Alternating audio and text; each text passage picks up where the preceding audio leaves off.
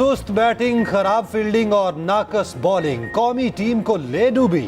अफगानिस्तान ने तारीख में पहली बार पाकिस्तान को वनडे में हरा दिया। चेन्नई में खेले गए वर्ल्ड कप के मैच में पाकिस्तान के 283 रन के हदफ के जवाब में अफगान बल्लेबाजों ने जारहाना अंदाज में बैटिंग का आगाज किया।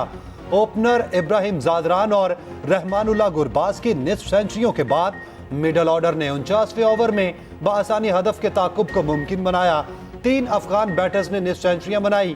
कप्तान हशमतुल्लाह शाहिदी और रहमत शाह के दरमियान 96 रन की नाकाबिले शिकस्त शराकत का मुकाबला यकतरफा बना दिया। ओपनर जादरान को मैच का बेहतरीन खिलाड़ी करार दिया गया।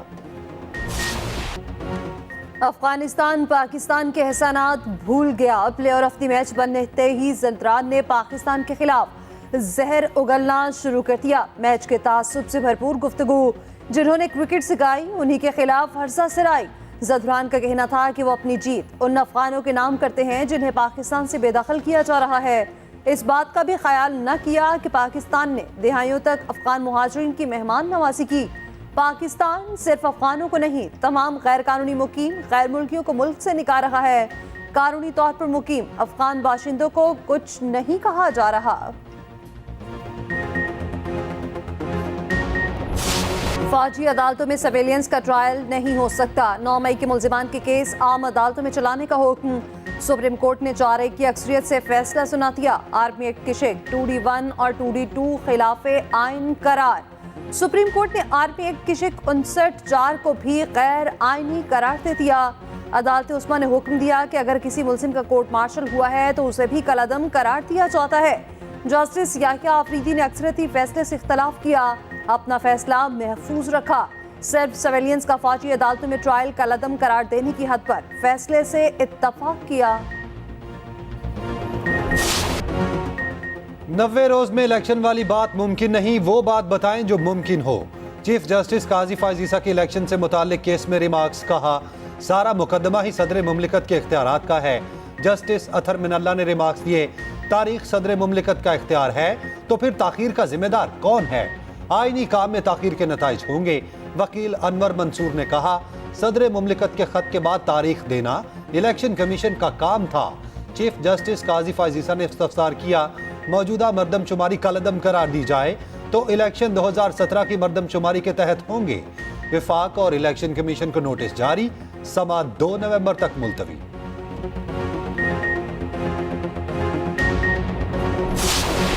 अगर कोई ये समझता है कि एक मखसूस जमात को जो कि बहुत सारे लोगों की प्रेफरेंस है, मुझे पता है, उनको जिताने के लिए माहौल बनाया जाए तो फिर लेवल प्लेइंग फील्ड होगा, तो फिर इसका तो मैं कुछ नहीं कर सकता। अगर मियाँ नवाज शरीफ पैदाइशी तौर पे पाकिस्तानी हैं तो उनके बायोमेट्रिक्स होने के लिए कौन सी ऐसी एक्स्ट्रा माइल काम यहाँ पे हुकूमत ने किया है? क्या उसमें कोई उनको कोई पॉलिटिकल एडवांटेज मिला है, कोई और एडवांटेज मिला है? तो चलो मैं उस पर भी ज़रूर सोचूंगा। अदालत किसी के इलेक्शन में हिस्सा लेने पर पाबंदी लगा दे तो तस्लीम करना होगा। लेवल प्लेइंग फील्ड एक जमात को जितवाने का नाम है तो मैं कुछ नहीं कर सकता। 2008 की लेवल प्लेइंग फील्ड याद है जब जनूबी पंजाब महाज बना था। निगरान वज़ीर आज़म अनवारुल हक काकड़ की न्यूज़ कॉन्फ्रेंस, कहा, हमारा काम सिर्फ इलेक्शन के अमल में मुआवनत करना है। कोशिश है हमारे बयान के मुताबिक एक नाम निहाद लेवल प्लेइंग फील्ड मिले।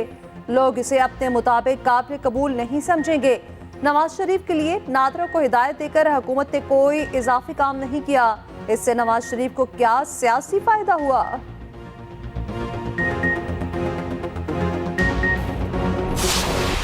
Another great challenge is the manipulation in elections and power transfer.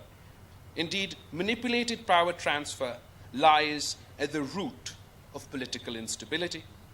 And as mentioned earlier, the election schedule must be announced immediately and a level playing field be ensured for all political parties.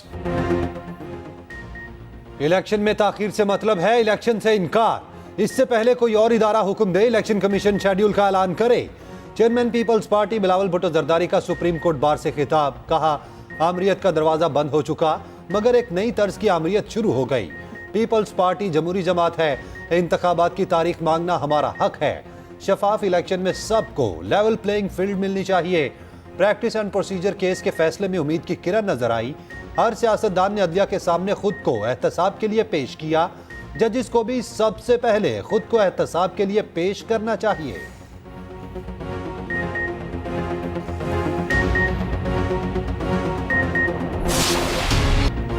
Chairman PTI ने cipher को गलत तरीके से इस्तेमाल किया। शाह महमूद कुरैशी ने chairman PTI की मुआवनत की। चेयरमैन पीटीआई और शाह महमूद कुरैशी पर फर्द जुर्म आयद, दोनों का सहते जुर्म से इनकार। फर्द जुर्म में कहा गया चेयरमैन पीटीआई के अमल से पाकिस्तान की सलामती मुतासर हुई। ऑफिशियल सीक्रेट एक्ट अदालत ने 28 सरकारी गवाहों को तलब कर लिया। समाअत 27 अक्टूबर तक मुलतवी। उधर साइफर केस के जेल ट्रायल के खिलाफ इंट्रा कोर्ट अपील समाअत के लिए मुकर्रर। इस्लामाबाद हाई कोर्ट को 2 रुकनी बेंच आज समाअत करेगा।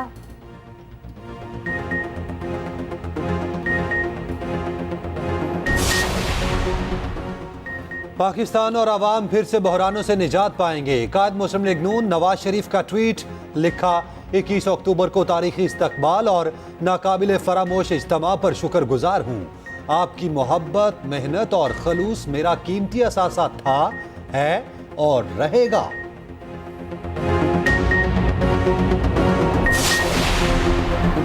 तालीम ऑप्शन नहीं, जरूरत है। नस्ल शानदार जहनों की परवरिश करता है। ग्रेजुएट्स कौम की खिदमत के लिए पूरी तरह तैयार हैं। Army chief general Asim Munir का नस्ल के कॉन्वोकेशन से खिताब, कहा आज तुलबा की जिंदगियों में नए बाब का आगाज है। ग्रेजुएट्स पर फर्ज है कि मुल्क को दरपेश चैलेंजेस का पता लगाएं और हल तलाश करें। आर्मी चीफ ने नुमाया पोजीशन हासिल करने वालों को तमखों से नवाजा।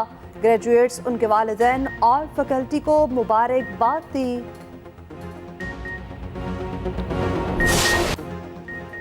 इसराइल फलस्तीनियों की नस्लकुशी पर तुल गया। सहूनी फोर्सेस की गजा में वहशियाना बमबारी। मगरबी किनारे में भी बेहिमाना मजालिम जारी।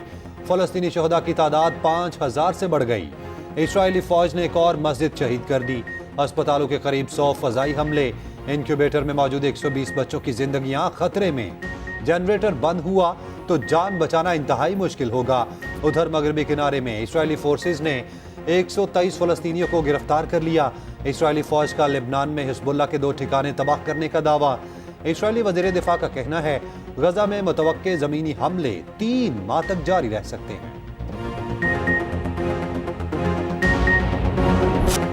इसराइली फौज और हमास की खान यूनिस के सरहदी इलाके में झड़प। सहूनी फौजी गाड़ियां छोड़कर फरार हो गए। हमास ने इसराइली फौज के 1 टैंक और 2 बुलडोजर उड़ा दिए। चीन ने इसराइल फलस्तीन तनाज़ा बढ़ने पर अपने 6 बहरी जंगी जहाज मशरिक़े वुस्ता भेज दिए। उधर दुनिया भर में इसराइली बर्फरीत के खिलाफ शदीद एहतजाज। डेनमार्क के दौरान हुकूमत में अवाम बड़ी तादाद में सड़कों पर निकल आए। स्पेन के शहर बार्सिलोना में 70,000 अफराद रैली में शरीक हुए।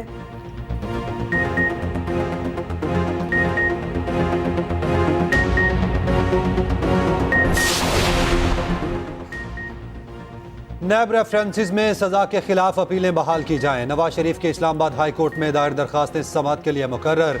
चीफ जस्टिस आमिर फारूक और जस्टिस मियां गुल हसन आज समाअत करेंगे। एवन फील्ड और अल अजीजिया रेफरेंस में मेरिट पर दलाइल सुनने के बाद फैसला करने की इस्तदा। उधर नवाज शरीफ मरी पहुंच गए। मरियम नवाज, इसहाक डार और परवेज रशीद भी हमरा। कारकुनान की बड़ी तादाद ने इस्तकबाल किया, फूल भी निछावर किए। नवाज शरीफ आज इस्लामाबाद हाई कोर्ट में सरेंडर करेंगे।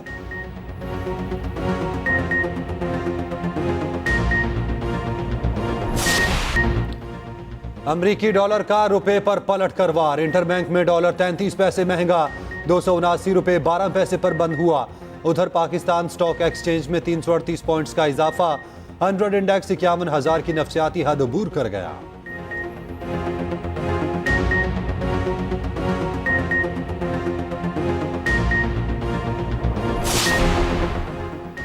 पेट्रोलियम मसनूआत की कीमतों में कमी के फवायद आवाम तक जल्द पहुँचाए जाएँ। निगरान वज़ीर आज़म अनवारुल हक काकड़ की ख़ुसूसी इजलास में हिदायत। कहा डॉलर और पेट्रोलियम कीमतों में कमी से 41 अरब रुपए की बचत हुई। ज़ख़ीरा अंदोज़ों और मुनाफाखोरों से आहनी हाथों से निपटा जाए।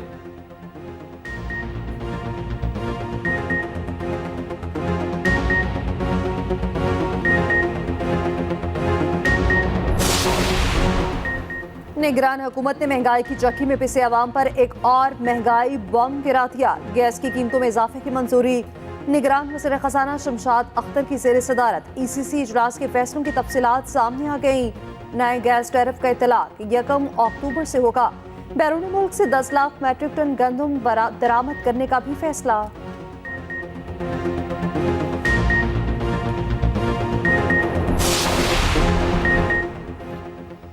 स्मॉग की सूरत हाल बेहतर, इस बुध को भी छुट्टी नहीं होगी। निगरान वजीर आला पंजाब मोहसिन नकवी की जेर सदारत इजलास में फैसला। धुआं छोड़ने वाली गाड़ियों के खिलाफ क्रैकडाउन जारी रखने की हिदायत। फसलों की बाकियात जलाने वालों के खिलाफ भी भरपूर एक्शन का हुक्म। मोहसिन नकवी ने कहा, भट्टों और फैक्ट्रियों के खिलाफ भी बिला इम्तियाज कार्रवाइयां जारी रखी जाएं।